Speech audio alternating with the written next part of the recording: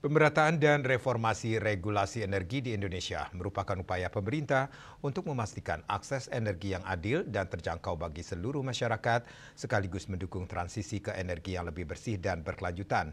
Untuk itu, para akademisi mendorong pemerataan energi nasional melalui program listrik desa, terutama di wilayah 3T untuk mendukung pertumbuhan ekonomi yang berkelanjutan.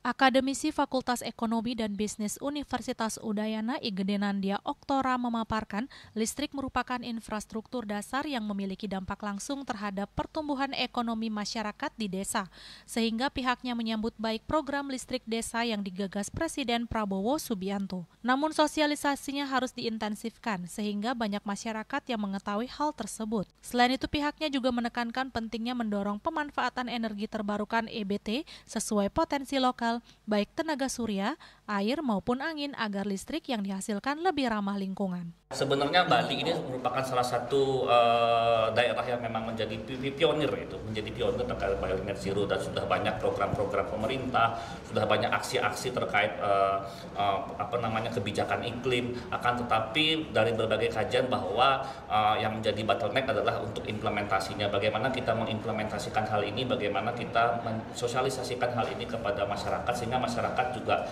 sadar dan punya sense of urgency untuk berubah. Akan tetapi yang kita lihat baru sebagian yang sadar, baru menjadi pilot project, tapi kita belum melihat perubahan secara komprehensif. Sementara itu, akademisi Universitas Pendidikan Nasional Undiknas Erlangga Bayu menilai elektrifikasi desa menjadi langkah strategis untuk mengurangi ketimpangan energi nasional. Pihaknya mendukung program pemerintah Provinsi Bali dalam upaya mandiri energi bersih atau energi terbarukan dengan pemanfaatan pembangkit listrik tenaga surya atau PLTS.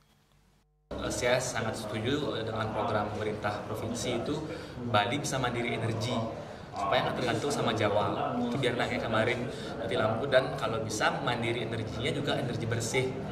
Bukan lagi membangun malah PLTU yang baru di sini gitu kan, tapi benar-benar energi yang terbarukan, yang bersih gitu. Dan ya kalau itu bisa terjadi, harusnya Bali lebih aman karena nggak tergantung sama. Dari sisi komunikasi publik, keberhasilan program listrik desa juga bergantung pada transparansi dan komunikasi pemerintah kepada masyarakat.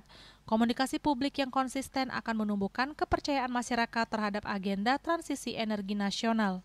Kalau kami di akademisi untuk menyampaikan sebuah kebijakan baru gitu ya, itu juga sebagai sebagai teori bagi kami di akademisi untuk menyampaikan bagaimana sih sebenarnya kita di insan komunikasi ya, bagaimana caranya kita menyampaikan sebuah informasi kepada masyarakat ini akan ada umpan baliknya atau feedbacknya gitu kepada masyarakat ya. Ini bisa menjadi sebuah fokus discussion group kepada masyarakat ataupun juga dalam lingkungan mahasiswa. Sukma, Bali TV.